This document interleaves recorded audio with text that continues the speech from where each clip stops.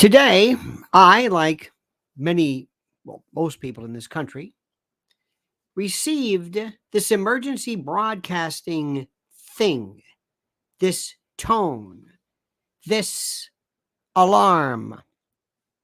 And it basically was provided to let you know that all was well. And it said, this is a test of the National Wireless Emergency Alert System. The purpose is to maintain and improve alert and warning capabilities at the federal, state, local, tribal, and territorial levels, and to evaluate the nation's public alert and warning capabilities. No action is required by huir ninguna acción por parte del público. Kind of just blended right into, I believe, Spanish. It's called Let's Freak Out the Public. Fear, dread, panic, the American way. It's to make people say, wait a minute. What is this? What is this about? I got a call today from one of our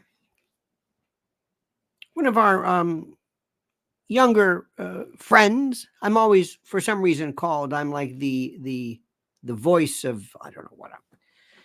And a young person said, what do you think this means? I said, well, haven't you been through this before? He said, no. I said, this is to not alert you. This is to let you know we know where you are.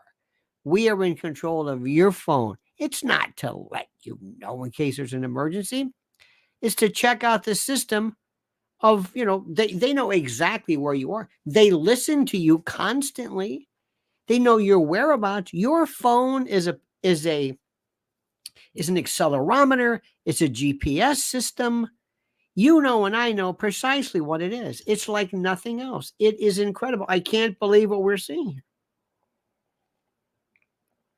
And nobody seems to know this. Nobody seems to get it. Nobody seems to recognize the fact of what precisely this is. This is a phone system. This is a phone system that tracks you.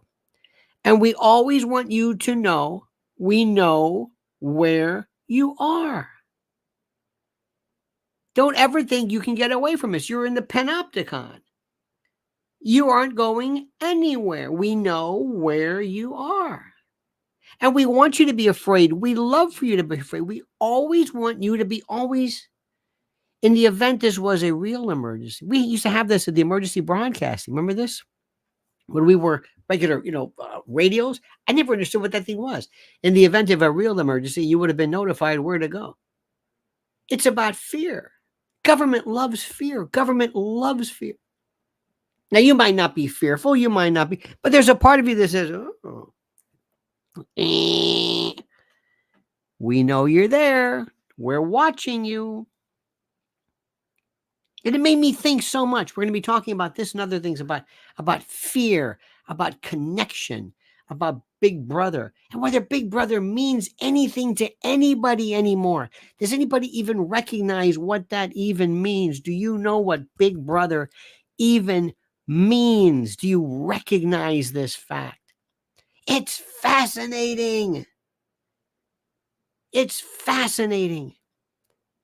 How many of you wonderful people feel that one of the concerns that you have is the fact that you are being watched and monitored? Or have you just given up on that?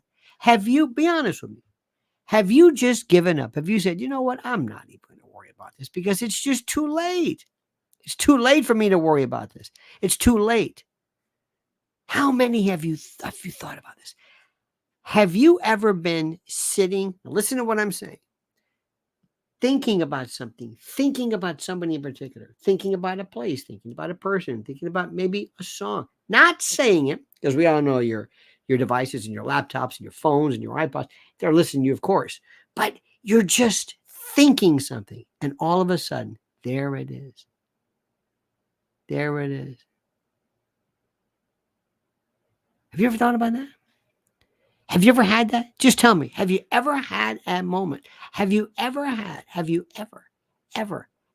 something that you thought show up on a search engine or those ads on the side? You go to Drudge or you go here and they have the ads that pop up You were just looking for something, and it's an ad for something you were thinking about. Just thinking. Fox has had it. Carol's had it. How is that possible? Not saying it, thinking it. Everybody here, and you're not making this up. You're not making this up. How does it know that? How? How do you think? It's got to be a connection. Paul says it happens all the time. How does it know? And how? Raven's got it. Everybody, look at this. It's spooky. Can I give you a thought? Can I give you an idea? We're going to be talking about this today. We're also going to be talking about this. Another one of these crazy, I don't want to say, how do I say this? I don't want to say, I never use words like hot. But whenever there's somebody who acts like a damn fool, either they're drunk or crazy on some kind of public conveyance, everybody wants to find out who they are. There was the first woman, she was in a plane who had a psychotic episode. And apparently they thought she was hot because they showed her pictures. You know, they're blonde. And then there's another one today who went crazy yelling at 2 German-speaking visitors. And they have her and her picture when she's not drunk and screaming. And the question we're going to talk about is, aren't there any crazy black folks? Why don't you track them down?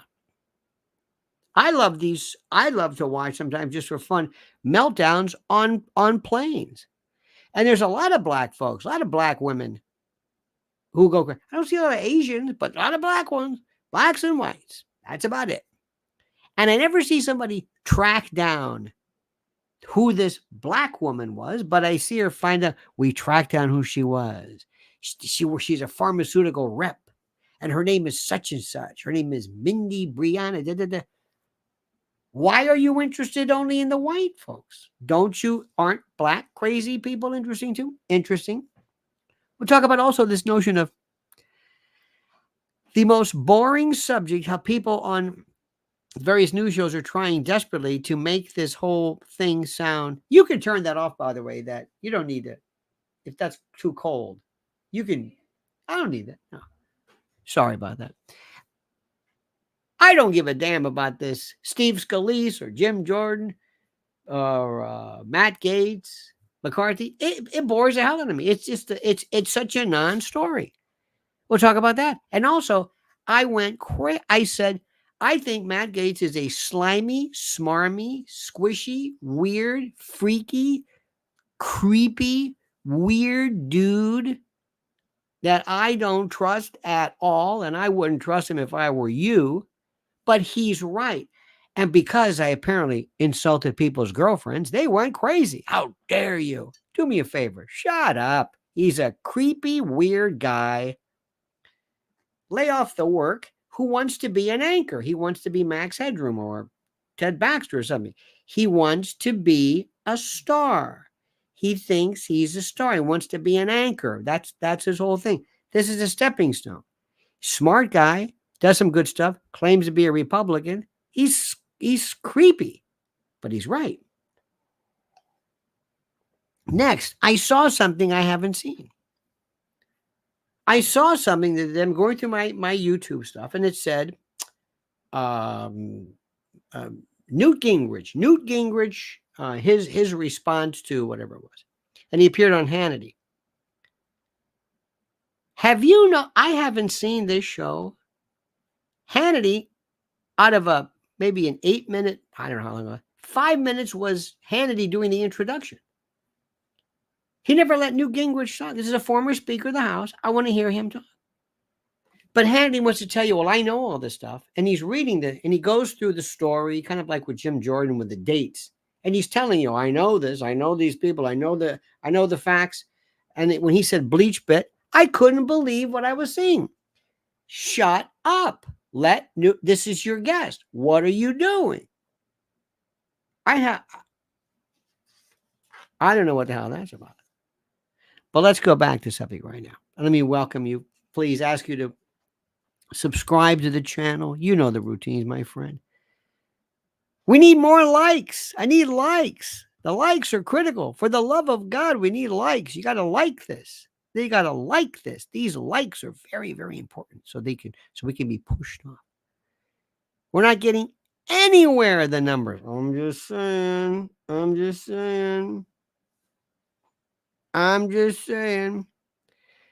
I saw somebody unboxing a hot iron, a hot comb, and I'm thinking, or a curling iron. I'm thinking, wow, 800,000. Wow, Jesus Christ. You don't think that maybe, no, you don't think anybody maybe is, because what I'm saying, I don't know exactly whom I hurt, but it doesn't matter. I'm controversial, so what are you going to do? So anyway, you got to like this. You got to like this. Let's go back to this thoughts. I'm going to give you an idea. And I want to do a movie. And by the way, when I do a movie, when I tell you about this, I tell you in a way that's sort of, well, it's a different way. It's kind of a different, it's a different means of telling you kind of what I want to do. But I have a movie. I want to put this movie together. And this movie is based upon something interesting. A while back, now this is a way to go, so just stick with me. A while back, there was a fellow named Philip Corso. He wrote a book called Day After Roswell. And in my book, in my movie, I should say, there is a story I want to do about aliens, or aliens, as Ronald Reagan would say. And the aliens works as follows. There was a story I read a while back. I don't know if it's true. I had no reason to believe it's true, but I like the idea. It was a nurse who years ago met one of these critters that apparently was landed or crashed, or Roswell, or who knows. I don't know. But it was a nurse. And one of these things was living, and they wanted to make sure. Anyway, nurse walks into the room, sees this thing, and the story goes, again, apocryphal, but nonetheless, it makes me think. So the nurse walks in, and she all of a sudden realizes, this thing's talking to me. I've never felt this in my life. He's talking to me. He is communicating in my head, and I'm looking back at him, it, whatever, and he's looking at me, and I'm thinking, we're talking. But I'm not really doing sentences. It's more thoughts and ideas. I don't have to put together a thought. I don't have to put together a sentence. How are you feeling today? I can just look at it, and we're throwing ideas back and forth. And ideas transcend language. It's the intent. It's the thought. Words aren't important. Eloquence. It's your ability to convey the thought. And the thought was coming back. And this nurse said, I couldn't believe it. I knew. It was like somebody opened up a part of my brain that I never knew worked, that I could hear a frequency I never knew was there. Now, later on, DARPA. In my movie, I'm going to show, like others have suggested, that we have reverse engineered a lot of these critters and the like.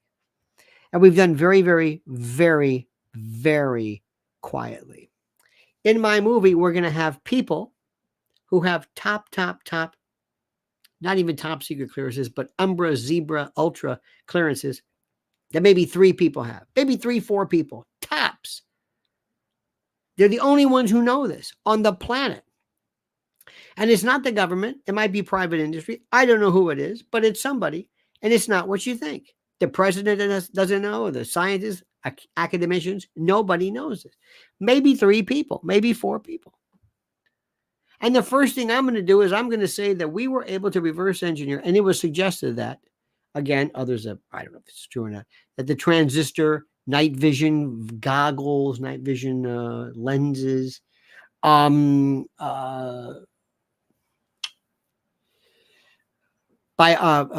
optics, things like that were retro engineered from these particular things. Okay.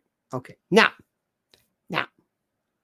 what's interesting to note is that from this notion of thinking, a while back, DARPA did this thing where they put a piece of tape. It looked like a piece of tape right around here, this point of view. And They said that when you are thinking, you perform micro vocalizations. You actually will utter, you will say little words, little phrases you don't even know you are. And this tape picks it up. Now, I don't know what, for example, deaf people or mute or people who've never been able to speak. I don't know how that would work, but it's not my idea. And then there was these things recently that showed. Did you ever see this fellow? He has a prosthetic arm and he puts it on a table. It's not connected, and he's looking at it, and it's going like this by virtue of what he's thinking. Did you see that? Is that amazing or what? Now, there's another theory. It's been suggested. Again, this is just a movie. Just a movie. I think that Bob Lazar, others may have said this. Oh, look. It's salmonella, ladies and gentlemen. Sal says, Sean Hannity has diarrhea of the mouth, succeeding in being both interviewer and interviewee. And holding out the pen to look scholarly is so hacky, yet Fox and CNN will remain as government networks. That could very well be. Listen, we all have our styles. I just couldn't believe. And I'm sorry, this may be really smart, but that, I can't do it. I can't hear. It's like, file down the appliance. But thank you very much, Sal. This is for you. Now, years ago, it was suggested, Sal, that in one of these little spacecraft, the people would sit in there, little tiny people, and they would have a suit that would basically act like that's more of just a suit, but more of like it helped conduct, which I'll explain. They had little mouths, so because they didn't speak. Speaking was considered unnecessary. They didn't speak. That's why they did telepathy. They didn't have mouths because their food source, they didn't chew and eat. It was more like photosynthesis. That's kind of basically how they powered themselves. It wasn't really eating and digestion and all that kind of stuff. But when they sat in this vehicle, they put this band on or something around his head. They put their hand into this well, this little recessed area where their hands could fit. And they became part of the circuitry of this thing. And its own inertial field so they could fly and take a hard right. And they were the machine. They thought, I want to go here, I want to go there. That's what I want to do. Again, the brain, telemetry, psychometry, telepathy. Now, if it's possible, in my movie, by the way, we would have learned this years ago. And we're seeing this now. And that by virtue of in my movie, there was a technology that nobody knows about that is made. It's in every device, and nobody knows. The people who put it together just put this device in there. Just put this in. What is it? It doesn't matter. Just put part number 15, put it in there. And it is able to draw. It makes a connection by virtue of all your biometrics and eyes and scans and fingerprints and everything. It becomes, in essence, a part of you. And you two merge. And you're together in this thing.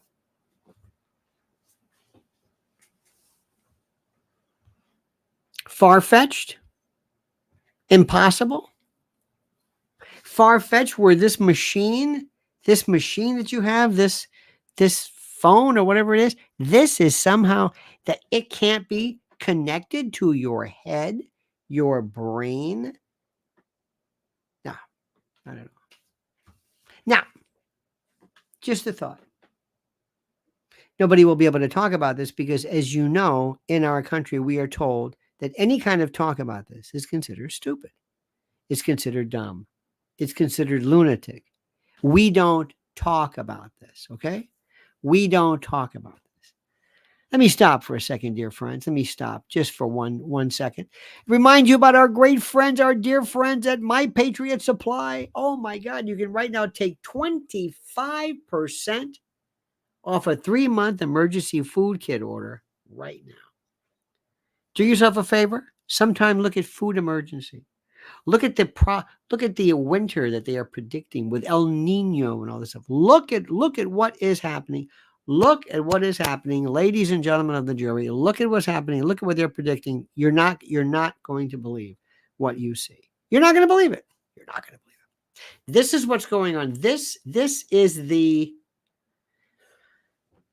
Now let me say something to you. I'm going to make this very, very quick. I don't know when it's going to happen. I don't know how it's going to happen. I don't know if it's going to be weather or unrest or government. I have no idea. But I'm telling you right now that there's going to come a time when you are going to need emergency food, and you will drop to your knees and thank God that you went to preparewithlionel.com and started off with your 25% deal off a 3-month emergency food kit. That's it. It's that simple. If I have to, at this point of what we're doing, if I have to explain to you the benefits, the necessity of emergency food, we're doing something wrong. You're smart, you understand it, you know exactly what to do. Preparewithlionel.com. Go now and be wise. Remember when they used to think that all these folks thought, you're so crazy. Did you ever hear that? Did people tell you that? I used to get me and say, you think I'm crazy? I'm the sanest person there is. Oh no, you're into this weird stuff. You always think that the government is what? What about the government? What about the government? Well, you always think that what? Because I'm sure you get this all the time too. You get this stuff. It's the most incredible thing in the world. I saw a show the other day. I was on a show it's called Redacted. It was very good, very interesting. And the one that I was on will be airing, I believe, fairly soon. It was very good, by the way. I really thoroughly enjoyed it. And I wanted to make you aware of this. Yes, Redacted. Yes, Natalie Morris and her husband Clayton. It's very, very good. Anyway, make a long story short, I was doing this, and lo and behold, there is this wonderful thing I did, and he's talking about, of all things, Building 7. He's talking. I'm thinking to myself, oh my God, they're actually talking about this.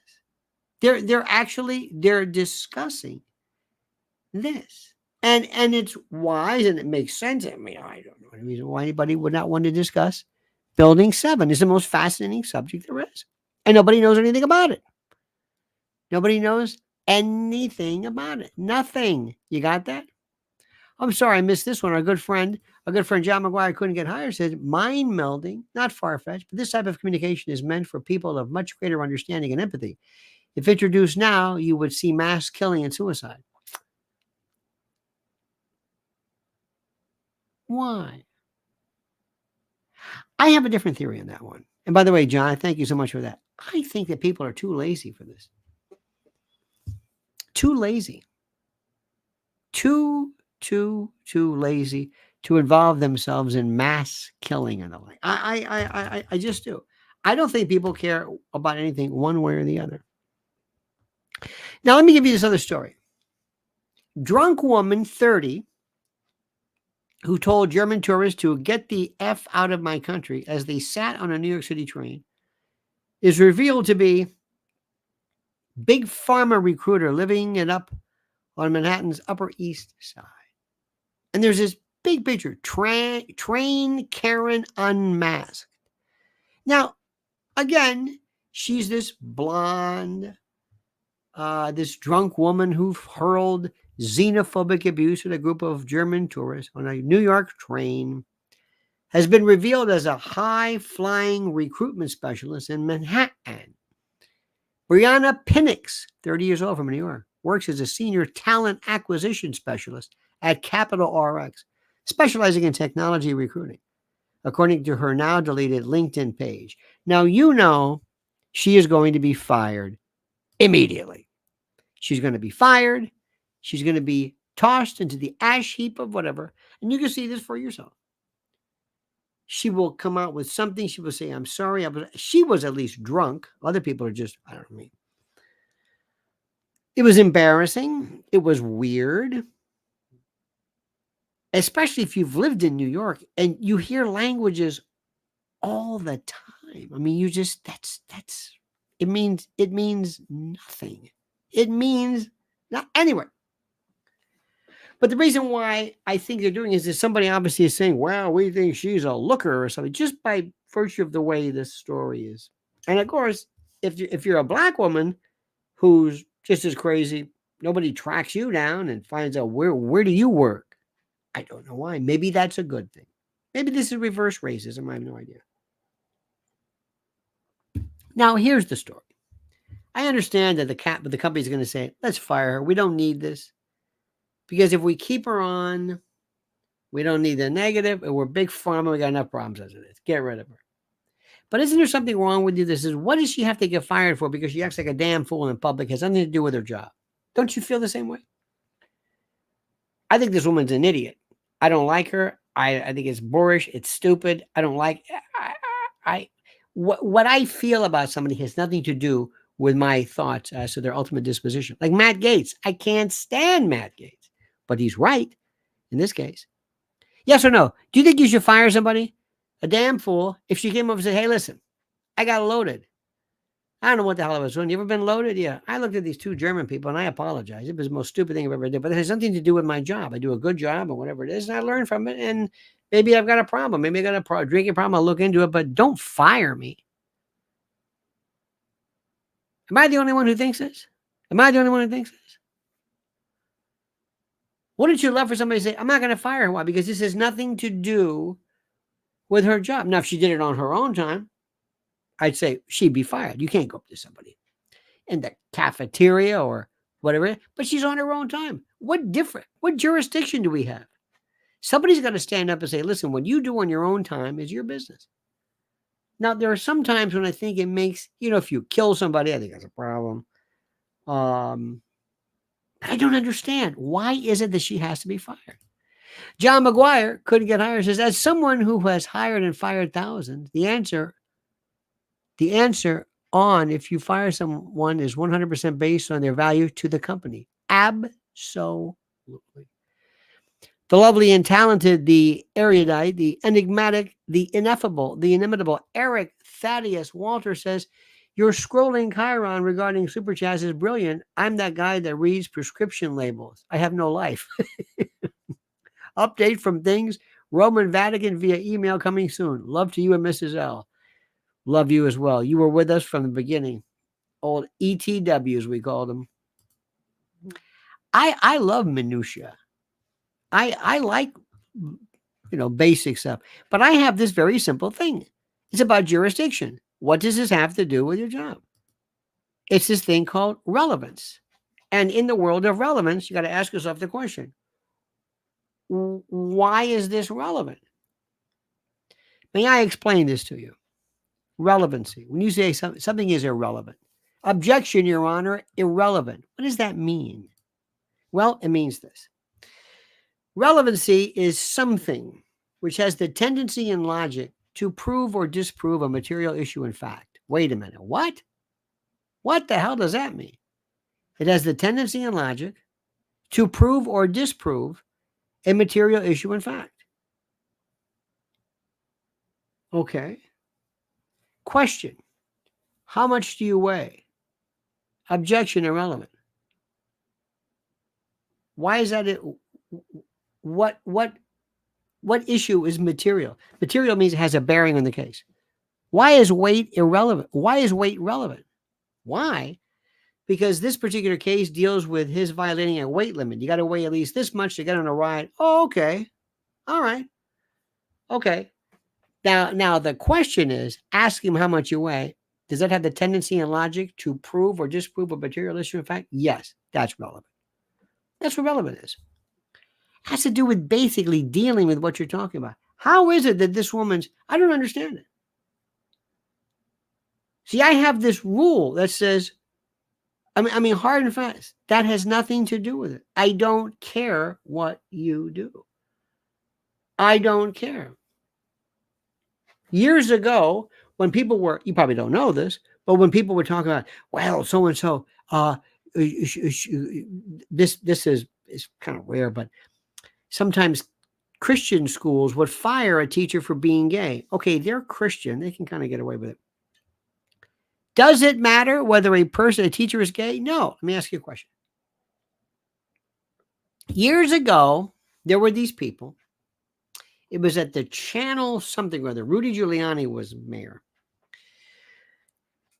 It was a 4th of July or something. It was something called a channel something. And there were these fire department firemen, firefighters, who appeared in blackface on a float. They had nothing that said FDNY, New York's bravest. They didn't identify them. You couldn't even tell who they were, but they were in blackface. And they fired them, or they wanted to fire them. And I was on WABC at the time, and I'm saying, why fire them? First of all, it's their own business, number one. If they have blackface, so what? I mean, I wouldn't do it, but so what? What do you mean, so what? So what?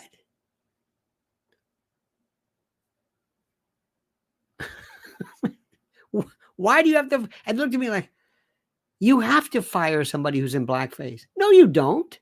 Why? Not only that, they didn't. It's on their own time. Granted, they never identified themselves. I don't know who it is. No. Do you know there was a case? What was it called? It was Scottsboro Boys. I'll never forget this. Mrs. Ellen and I went to see this. It was on Broadway. Scottsboro Boys. It was about actual minstrel shows that had black people in minstrel. It was about Scottsboro Boys, but there were minstrel artists who sometimes would have cork. I mean, it was weird, the whole thing. But they were black actors and performers in this period piece about the Scottsboro Boys. Outside, there were people, when they opened up the doors, there were people protesting. And the actors went out and said, hey, we're black. Have you seen the movie? No. And I said, even if you were white, if you have a minstrel show, so what? Now, jump to today. Drag shows, drag queen. What's the difference? Well, wait a minute. What do you mean, what's the difference? I don't care if people go to have drag shows. I don't care about that. It's kids. I don't think there should be blackface at schools either. They don't understand that. Kids may not understand. It's like, are you making fun of them? Do they understand historical piece? No. But there's nothing wrong with blackface or drag queen or any other kind of theater there is. Sorry. It's not my cup of tea. So what? You have the right to do this. So what? Say it. Go ahead. What is this? No, you can't. Why not? Because you can't. But why? I don't know why. Because I'm surprised. Because you're a lemming. You just repeat. Go ahead. I don't understand any of this. I live in a country, and I believe in this, at least the spirit of this wonderful concept called the Constitution.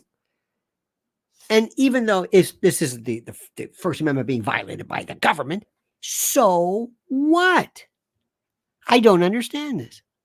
John McGuire says, if you fire someone for wearing blackface outside of the office, you would at the minimum be hit by the Department of Labor for wages past and future, plus LD, legal damages, I guess.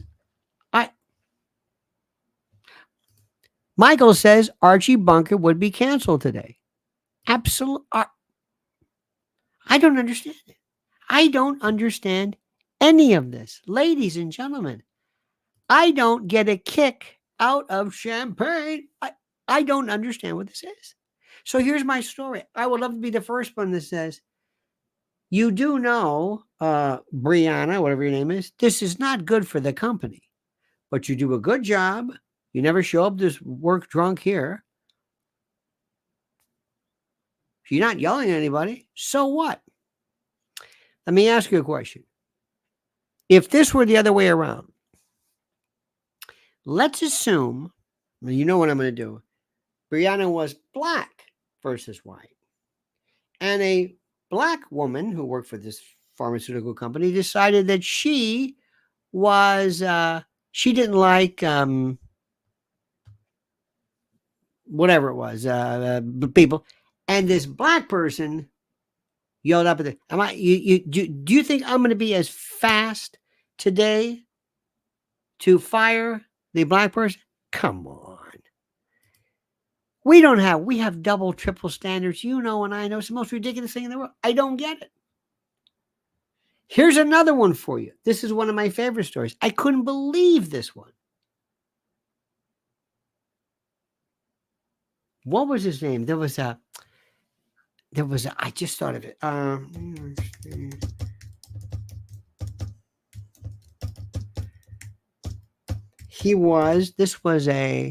Yes. This was a guy. This was a New York. There was a fired prison guard. This was a long time ago. There was a prison guard, and they found out. Maybe that's not.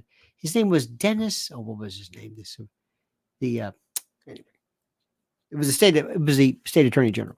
There was a prison guard, and the prison guard. Oh, look at this. John McGuire says liquidated damages, which is 3 times the value of the awarded amount.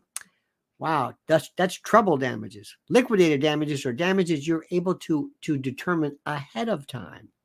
That is not considered as a penalty. But liquidated damages are that which we already agree ahead of time. Should you violate it, you're entitled to this. And then trouble is multiplying it by 3. So for Fox says, what if they commit a crime? Depends on the crime. Yes? Yeah, of course. They commit a crime. But here's the story. Listen to this. Thank you, Fox and John. There was a prison guard who I forgot, it was upstate somewhere. And at his home, he had a swastika. A swastika. At his home. Like on the porch. Kind of not out. He had no disciplinary rules. Never brought his way of thinking to the prison. Didn't have any tattoos or any swastikas or anything like that. And they fired him. And I asked a question. What was his name? His name was Dennis Vacco. And we interviewed him at the time. I said, what does this have to do with his ability to serve as a prison guard? What does this have to do with it? It's that simple. So what? So what? See, this is my thing. I am an absolute stickler when it comes to this stuff. The same thing when I talk about now about these lawyers, the lawyers who bring charges on behalf of President Trump or anybody else, they're being now fined because they're repeating allegations. The 65 Project, they're saying, how dare you do this? Go ahead and do it. This is a free country. You're a lawyer. Ask any questions you want. So what? Let me tell you something. We have to go back all the time and remind you about the First Amendment. That life is tough. It is weird. It is strange. Mrs. L was talking about CSAM, child sexual abuse material. Do you know why that's against the law? Because that is a crime scene. This is a picture of a crime. It's a crime being committed. You're memorializing it. And every time you send it out, the child is re-victimized. It's not the art. It's what it is. This is an evidence. You basically memorialize the crime. Here's one for you. Deep fakes. Is a deep fake, can you be subject to what? Libel? But that's not real. Yeah, but it looks real. Is that libel by what? By you haven't seen yet what's going to happen regarding deepfakes and AI. You haven't seen this yet. Believe me when I tell you this. This one is absolutely going to change everything. Now, let's go back to this question. How many of you are so bored regarding this McCarthy story. How many of you feel that most of the news is trying desperately to act like they care about Kevin McCarthy and Matt Gaetz and this is terrible what you've done? How many do you find yourself in a position where this is the most god-awful, the most boring stuff available because of the fact that they feel like, well, we've got to talk about this. I try to watch, is it The Rising and then Breaking Point? And it's like, I got so bored. Big deal. Now, interesting story. I do, the story regarding this new pro tem, the Speaker of the House, pro tem McHenry, who basically told, what's your name? Pelosi, get out. Steny Hoyer, get out of your special, these really nice, get out of there. When she was leaving, on her way out, it is suspected that Nancy Pelosi changed the rules. If in order for you to ask for the speaker to be removed, you needed a majority. Now it's just one person. And they said, you know what? We think you did this on purpose. We're going to teach you a lesson. We want you to get out of here. She says, well, I extended a courtesy to Dennis Hastert, that perv. I don't care. Get out. Now, is it feel good? Yes. What is the one thing that Nancy Pelosi did that you will never forget? Name the one thing that she did that you will never forget. That is unforgivable. What was it? What's the one thing that she did? Think back. Let's see who gets the answer first. Let's see it. The one thing that she did. Think back. You're going to get this one right. I like the way you all are chatting to each other. So sweet. Tore up the paper. Thank you. Ripped up the speech. Thank you. Michael got it first. Ripped up. Remember that she had a copy of Trump's speech? I'll never forget that. Let me see if I can explain this to you. And I'm going to try to not use the word hate. Hate is a bad word. I don't think it's a bad word. I like the word hate. I hate things. I hate the taste of coconut. I hate it. I like the smell of it, but not the taste of it. I hate that. I hate it. It makes me sick. It's like crayon shavings. I hate it. I hate certain things. I despise phonies, and I despise weird people, and I don't know who I despise more. Nancy Pelosi, who is so corrupt legally, part of that California mafia, who basically sat back and sold this country down the river, and AOC does something to me that when I see that Ilhan Omar, but she would have that basically that grinning fool thing. I don't see her anymore. Ilhan Omar, Ayanna Pressley, Rashida Tlaib, the squad. I don't know where they are. This Jamal Bowman, who has EDD after his name on his plaque, on his door plaque, he has Jamal Bowman, ED, Doctor of Education. I'm not going to put JD next to it or MD. He had to show I got a doctor, just like Dr. Jill Biden. Who are these people? They're morons, chidrula. They're dimwits. And what Matt Gaetz, one of these days, I don't know what it's going to be, but one of these days you're going to say, I knew it. He is so smarmy. Matt Gaetz is who was the guy who with the flatulence? What is his name? Remember the Democrat? What's his name? Swalwell. Eric Swalwell. Remember this one? Matt Gaetz is the Swalwell. Sal Manella writes, a prominent dean of a Southern seminary would wear bow ties with a Confederate pattern, but we are walking on eggshells now. Amazon won't sell Stars and Bars products. We need to flout woke orthodoxies. You see, this is the part. This is the part which is so important. And I agree, Sal. How are we? I'm sorry. Maybe it's me, but I'm trying to find somebody to do something where I'm going to say, you cannot do this. I don't want you. I'm not going to allow you to wear this thing or to be this thing. I'm not going to allow you to do this. Do you hear what I'm saying? I can't imagine that happening. Does that make sense to you? I can't imagine that happening. Or I'm going to say, no, you can't wear that. No, no. You can't wear that. You can't do that. You can't sing that. You can't say that. I'm going to tell you one thing. You're going to love this one. And this may surprise you. A while back, years ago, there was a group called NAMBLA. I don't even know if they exist. I never understood they even existed. And it was a group, National Association Man-Boy Love Association.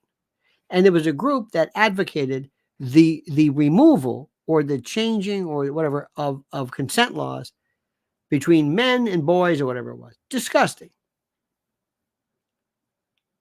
And they wanted to ban this. And I said, no, man, are they doing this or are they advocating that? Is it advocacy or if they do it? If you're touching a child, I don't care.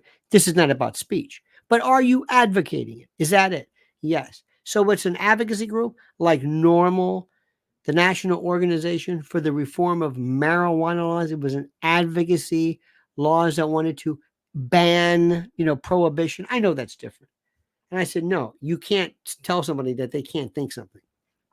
You can't do that. No matter how horrible it is. You can't tell somebody you can't think that. Sorry. Huh? It's disgusting. Of course it is. I'll give you an example. This is called missing the point. I have a friend of mine. He's a doctor. And he said, we older people have to recognize the fact that we have to be very careful of this thing called shingles, herpes zoster, whatever. Herpes, shingles, terrible. It's terrible. I said, you're right about that. Neuropathy is terrible. And then he said, they have these vaccines for shingles. And I said, well, I want to read a little bit more about that. He said, whoa. Did you hear what I said? I said, no. The issue is not, is shingles a bad thing? The question is the vaccine? I want to read about this. It's not mandatory yet, as far as I know. I want to read about it. The two issues have nothing to do with each other. You see what I'm saying? The two issues have nothing to do with each other. The two issues have nothing to do with each other. Hello? I don't understand it. So advocacy of something is another. Let me ask you this. Here's the question. Let's assume you live in a town and there's a portrait there. There's a statue of Stonewall Jackson. And there's a vote where you're asked to remove that because a significant, whatever this is, 51% of either the citizens or voters, whatever. Anyway, black, white, or different, they want it down. Do people who find this offensive have a say? Yes or no? Do people who find Stonewall Jackson and references to Confederate generals, do they have a say? Yes or no? Anybody? Do you accommodate? Do you say, well, do you have a problem with that? Do people who find it offensive, this is a very serious question, do they have no say? So Weird Matter says, no, I don't know. They have no say. Sorry. Okay, there's a statue of Mao. Do you have the right to say, hey, take that down? A statue of Jane Fonda, a statue of Sacco and Vanzetti, a statue of Emma Goldman, the anarchist, who might have been responsible for McKinley's assassination. Anyway, I don't want to bring up that German dude with the Charlie Chaplin mustache because of the algorithm. But what if there's a picture of that? Oh, that's ridiculous. But wait a minute. What if somebody says, I want that statue to remind people never to do that again? Wait a minute, you have a statue of him? Yes, that statue is not to honor him, but to remind people. Looks like a statue to me. Oh, it's a statue. But my intention, no, that's a good looking statue.